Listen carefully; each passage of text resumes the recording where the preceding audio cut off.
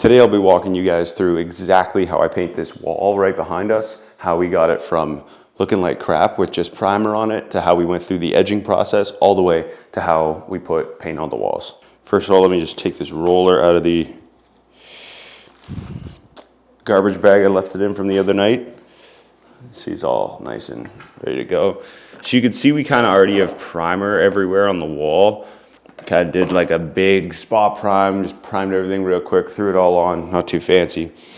Yeah, I'm gonna come here and we're gonna start. Get a lot of paint on. And then I like to just kind of go through, like slather the whole thickness of the brush on, get like a good thick coat. Really slap on it thick. Get as close as I can with my brush where I know I'm not gonna touch the ceiling, where I feel confident. It usually leaves me about 1 inch, 3/4, ½ inch. Try to spread it as much as I can. This way it looks better, it looks thick. You don't get too many visible lines. Then I put a little bit on the end of the brush. Boom, boom, side to side. And then I'll usually spread a little ahead and then I'll follow the brush, making sure I can see where the line of the wall, top of the wall, intersects with the ceiling. And that makes for a fun PJ paint job there. All right.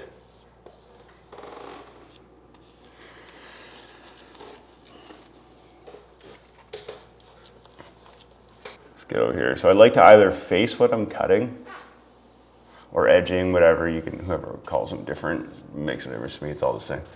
So I kind of like to face what I'm doing and at least be able to, like I said, see what I'm doing. This way, I'm not underneath the brush and I can't see where I gotta be painting. There.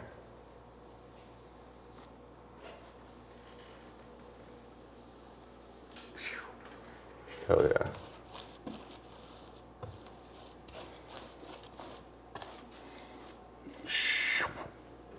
Boom, boom.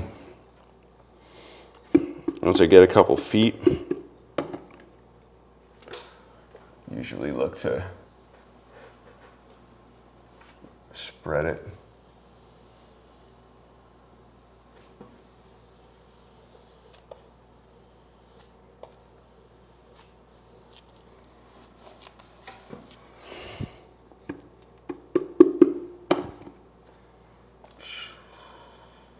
Right there, boom, nice and slick. There we go. And then brush in the rest as it comes. Try to blend it so that when you eventually take out the roller, it all goes pretty well. When I'm painting, I like to stay kind of behind where I'm going. So I kind of reach out. It's easier to paint like this way, like left to right if you're right-handed. At least for me, I prefer it. I didn't give myself much room here, but what are you gonna do? Then I could slide it and really get the edges done well. Especially if the back color is thicker, you really wanna make sure you hit everything without getting on the ceiling. But it takes a bit of finesse. Everybody thinks they can paint until I give someone a brush and I say, okay, don't hit the ceiling, go. That's where they're like, oh, okay, maybe it's not that easy. It's like, yeah, no, it's all good. It looks easy because it's, you know, it's not actually rocket science. Like you're not using your brain, you think, but you know, painting's easy if you're good at it. And it doesn't take that long to get good at it. But it's one of those things that's like, it's lucrative, it pays well, but it's like, it's kind of easy to do, so people will undervalue it a bit, which is frustrating. It's also satisfying in a weird way to watch how the paint goes on and then it covers up, and then when it dries, you're like, oh, it looks great. You don't need to worry about, you know, blending or nothing or second coat. I'm going a darker tinted primer was put on over a white previous paint that was just like really dirty, had a bunch of patches, so I just said screw it and did the whole thing with primer.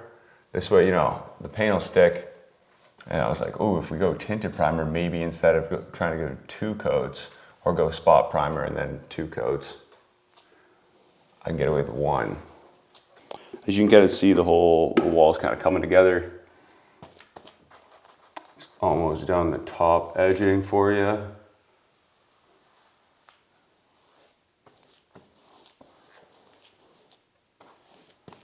It's really good in there close. Still got to do trim, so it's not the biggest deal if I bump it, but I don't want to frickin' bump it, so that helps.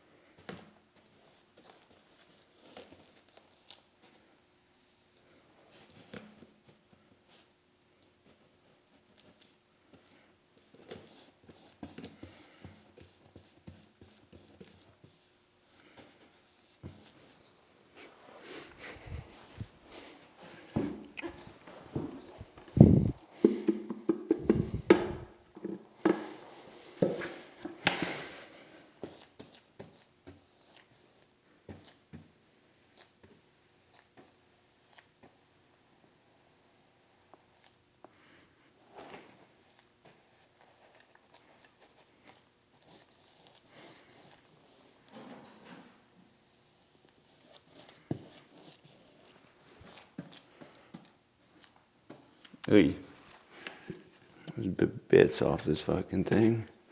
There you go.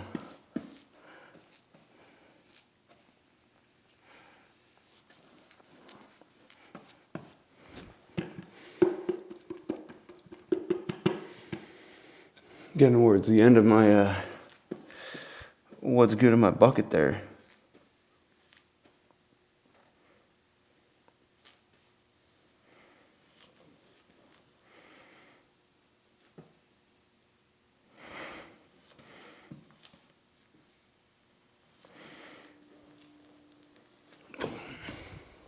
Skip a step. What I gotta do is I gotta shake it before, if it's been about a day or so.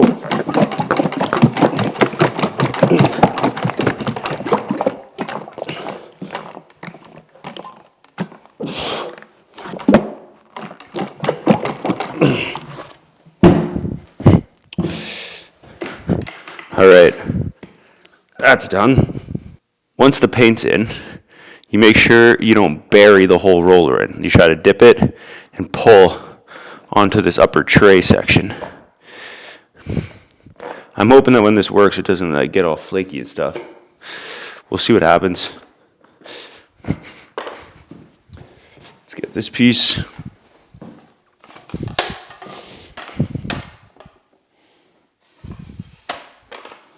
Connect these. And you're good to go. Then we can start.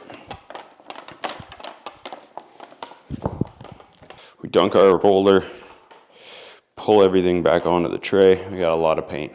Now remember, we're trying to paint the walls, not the floors, right? So what we got to do is I typically will start like a foot or 2 away from, let's do this side. A foot or 2 away, right?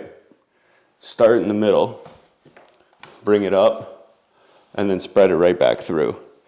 A lot of people will start at the bottom and work their way up, but then by the time they get to the top, they have no paint. And we're looking to spread the paint evenly throughout the wall, from top to bottom, tip to tail, you name it. All the way down this way.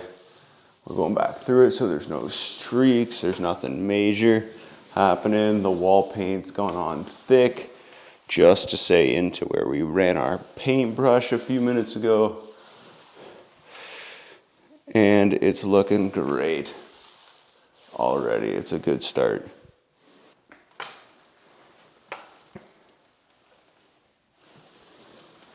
lot of people have a hard time when painting with the roller. I find is they don't go close to anything. They get too scared to go close to the top and too scared to go to the bottom.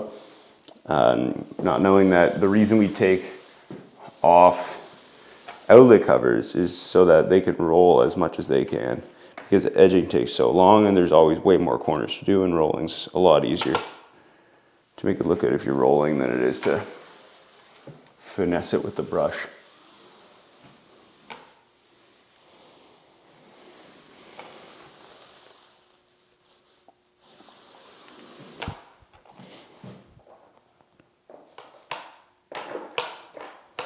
After this, it's mandatory, union mandated coffee break for 5 minutes. Drink my coffee and call it, then right back to it. Painting's satisfying, man. Gee, it's like a lot of fun. It's not that hard. You can always get paid pretty well to do it. And I've been paid more to paint than I have to do any very extensive labor job, like digging, shoveling, raking, concrete, sod, like doing stuff like that. You don't make nearly as much money like you do as like the guy overall making the money for the job getting paid. But per hour as like a main lead on those projects, not much at all. It's like, oh, you made 20, 30 bucks. It's like, well, they might not pay you as much, the 20, 30 bucks, that's fine. Here it's like they'll pay you more to paint. You're indoors at all times. So rarely, if ever, depending on, I'm sure what your company might do or business does, whatever offers service, but I'm always inside, even though it's minus 15 right now, I'm inside. And not only that, it's warmer in here. I don't have to deal with any people yelling and all that extra stuff and all these extra things like the weather. When your job relies on the weather, I think that's not my favorite way. Like, I don't want to work when my job relies on the weather. If it's like, snowing for 3 days straight, well, and I work as a plow operator or plow roads, why would I do that? Then you get 48 hours and no sleep and everybody wonders why you're not in a good mood. It's like, well, you gotta be driving, you gotta be focused, you gotta be up all night through the day. Cars in the snow forget how to drive when it starts to snow. Like, there's a weird thing with drivers, I think that happens. But, whatever.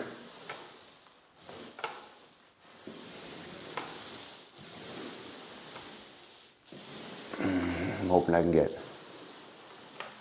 one good coat on this wall.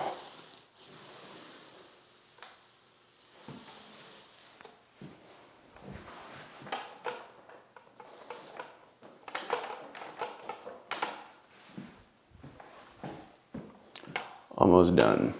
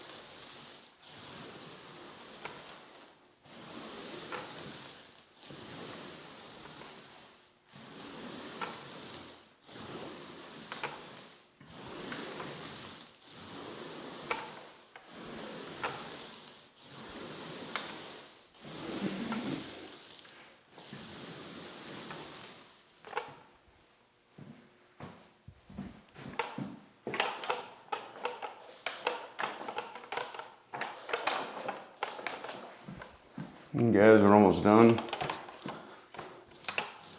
As you see, I don't have as much paint on my roller now. It's because, well, we're doing the end of it and I don't want to over soak the wall, get a bunch of runs. When the paint starts to dry, then it looks like crap. You gotta chip it off, sand it, prime paint, just the whole thing. It's just, you know, you're creating more work for yourself. Why bother? You already have a lot to do. Nice and easy, nice and smooth. It'll dry nice, have that good old-fashioned orange peel look that they tell you about. Hopefully we'll see how the edging and stuff dries with it. Shouldn't be too bad. Should be fun, should turn out well, and yeah, I'm pretty happy with it so far. Let's keep on moving.